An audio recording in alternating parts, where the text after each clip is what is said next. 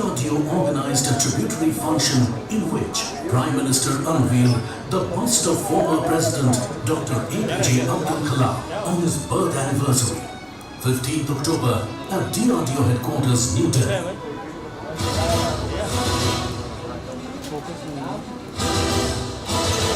India's first lightweight multi-role supersonic combat aircraft Tejas, a fourth-generation plus fighter aircraft, touched the fallen soil at Sakir Air Base in Bahrain International Air Show.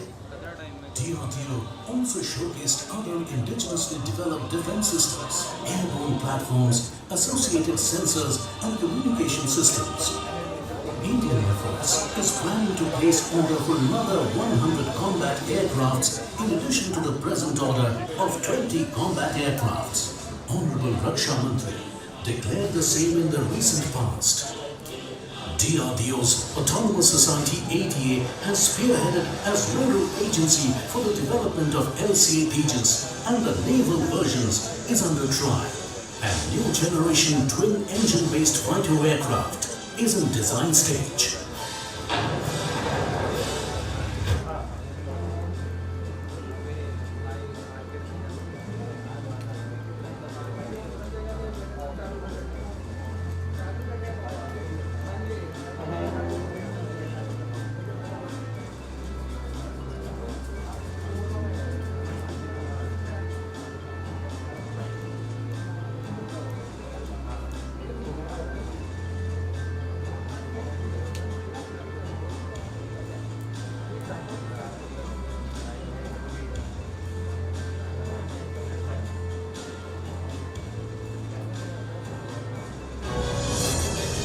Indigenously designed and developed airborne early warning and control system is undergoing comprehensive flight trials and is in the final stage of operational clearance. Minister Shri Narendra Modi inaugurated Extreme High Altitude Test Laboratory at Kyrgyzstan, developed by DRDO as part of the Kyrgyz-Indian Mountain Biomedical Research Center. Honorable Raksha Mantri dedicated a state-of-the-art hydrodynamic test facility, seakeeping and maneuvering basin to the nation. He also inaugurated Orange, an outdoor radar cross-section test management facility. To revive the traditional medicinal practices, DRDO has joined hands with Patanjali Ayurveda for the marketing of Seabak Thorn, a local herb found in Leh and Ladakh having high oxidants, vitamins and minerals. The state-of-the-art environment-friendly universal pilot plant was inaugurated by Honorable Raksha Mantri Shri Manohar Parrikar in Pune. Achieving yet another big milestone, DRDO established world's highest terrestrial center at 17,600 feet above sea level at Changla near Pangong Lake in Ladakh. Come and speak after a while, but let me tell you this August gathering that one among us, हर एक का अपना काम करने का एक तरीका है. तो forum for awareness of national security यानी अवेयरनेस, जागरूक कराना, अपनी बात लोगों तक पहुंचाना. भारत खंड में रहने वाला और हर आदमी, हर मनुष्य, हर जाति प्रजाति का हम उसको भारतीय लोग, और भारत को सिर्फ एक शब्द में समेटना बड़ा मुश्किल है. सदियों पहले की ये संस्कृति है. शास्त्रों में इसका ज्ञान कई बार हमें दिया जाता है, और ये संस्कृति थी, ये संस्कृति है, और जब तक ये भूगोल रहेगा ये संस्कृति रहेगी. एक कविता पेश करता हूं सुब्रमण्य भारती जी की. चमक रहा है उतुग हिमालय, चमक रहा है उतुग हिमालय, वन नगराज हमारा है, जोड़ नहीं धरती पर जिसका वन नगराज हमारा है. नदी हमारी ही है गंगा, लावित करती मधुर धारा, बहती है क्या कहीं और ऐसी पावन धारा. सम्मानित जो सकल विश्व में महिमा जिनकी बहुत रही है, अमर ग्रंथ वे सभी हमारे, उपनिषदों का देश है. That's India, that's the Bharat we live in.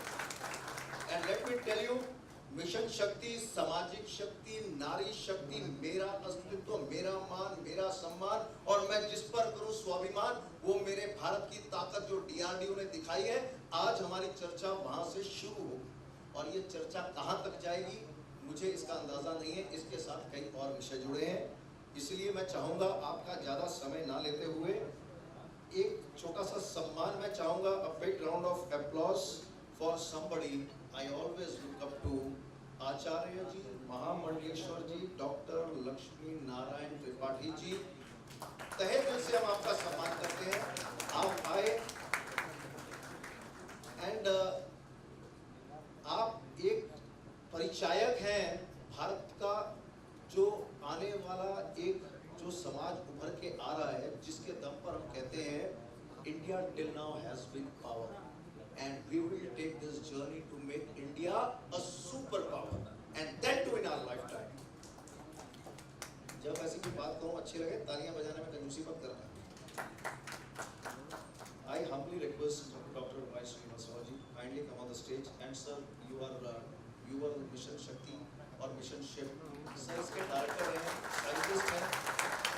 हमारा सौभाग्य है कि आज हमारे बीच में साइंटिस्ट है and he is going to speak up for his things and I humbly request Reshma ji, if you can allow us to directly go on to his presentation and directly the video, yeah, without taking much ado. Sir, the stage belongs to you. Thank you so much.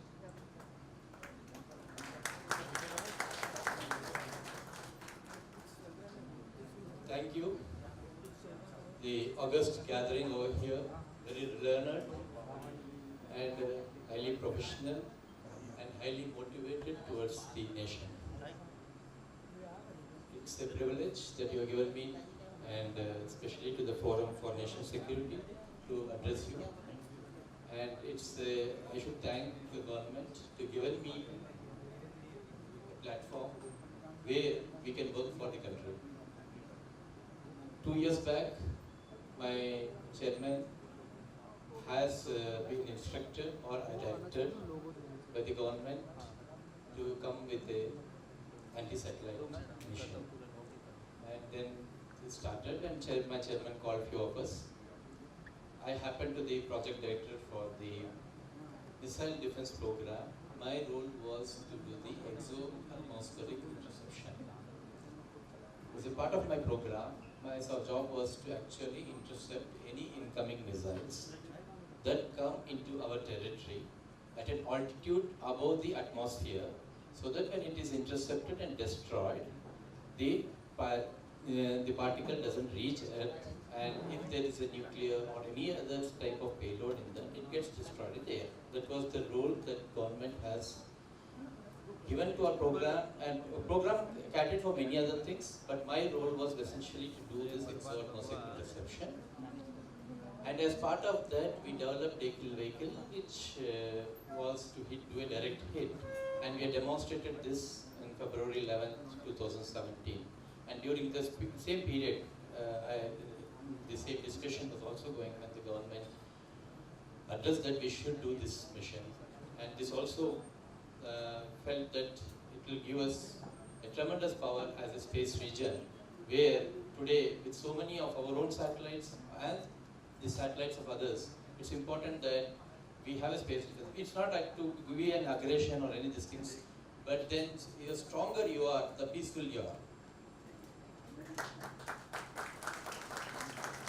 And from my childhood, I always believed that if India is strong, the culture of India is so strong that the world will be at peace if India is strong. I was not knowing about the background, so I just started that what is ancient India, because I always felt that as an ancient India, we were very, very strong. And we have given to the world the entire culture and ethics. That's what I believed. And that's what one of the primary reasons why I stayed back in India, to pursue in India my career. And when this was given, it was a very, very tough activity we had to do, and above all we had to do it utmost secrecy. Except for a few of us, none of them knew the purpose of what it was. And even the mission we opened up only 6 months back. We were doing the configuration, how to do it and everything. That took about 1.5 years, because it's a huge configuration. But action started only 6 months back. And then once we thought that once action is started, it has to be completed. And the entire team, I'll come on the presentation, worked with complete dedication, and everybody had only one in their mind, that we should do something for this country. That was the mind for the smallest person, whom I say from the helper, even the driver, to the highest person, worked with complete dedication. Even they did not know what for we were driving for them for the mission. We did some alibi and driven them, and still everybody worked with wholeheartedly. And more important, I see a smallest person working. And when I was, for example, my driver, when I'm going home at 3 o'clock and I'm asking him to come back at 8 o'clock in the morning, he was there at 7 o'clock. If I say that I have worked, he's working much more because he has to come at 6:30, he has to start. So he's more hard worker than me. So that's how the entire system worked. The entire team motivated us to work for. So it goes complete to the team. Again, it goes to the leader who motivated us for all to come. With this small introduction I present, the letter from Reshma which came to me was said that science in general, then Mission Shakti in particular. So I started with thought that most of you may be knowing what it is. I just picked up from some internet, some points where I felt India was very strong historically. India is a very strong science nation, which was systematically subdued or closed or not known to people because of the external influence who wanted to dominate us. So they ensured that people do not know what our achievements are. We had a clear scientific achievement, scientific thinking prevailing before we had the dominance from the Western or the Gulf or whoever it has come to us. Before this entered into us, we had a very strong science, and I feel that India was the leader in science and technology. There is a transition where somebody tried to subdue it, but our culture and ethics were so strong.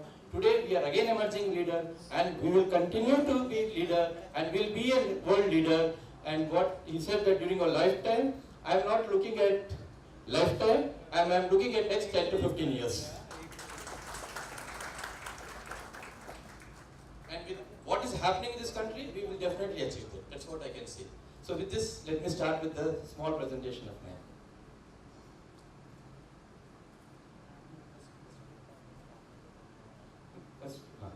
So, I start with Indian civilization is the oldest continuous civilization. I think I can claim this. Maybe I feel we are the oldest continuous civilization which had the first important point which we have ethics. Indian civilization had ethics. Our culture is of ethics.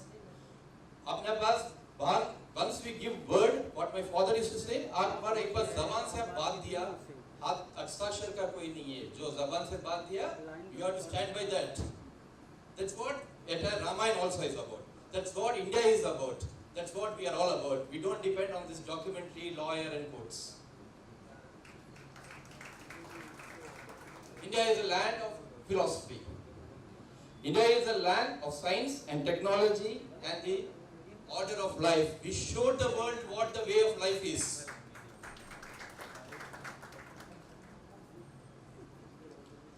We had strength from mathematics to medicine. Everything was available in India.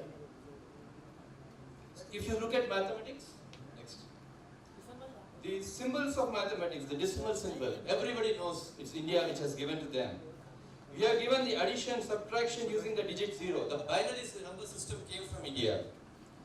As early as, I think much before that 500 BC, we are given the numericals to the world. Today they call it as Arab numericals. But the numericals are given by us. And the binary system was introduced by Pingala in his book Chanda Shastra. The Fibonacci series which people today use in many of their algorithms was mentioned in as Matrameru by Pingala in the old Sanskrit tradition itself. Astronomy, the Rig Veda speaks about astronomy. Surya Siddhanta gives complete astronomical calculations. We had next the exact timings of eclipses. We know what is Earth's circumference. We know the distance from Sun to Earth. We know the distance from interplanet distances. We had how the Sun was. We know the Sun was a star. We know that there are a number of planets in our solar system. We also know the entire universe complexity. Though the English books taught by children today gives somebody else's names. I didn't want to mention those names because I don't believe that it was given by them.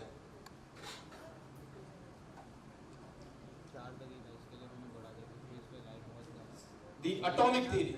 You see, the atomic theory was given by us. The what we call the Sadhu Kannad, who said that has devised the atomic theory.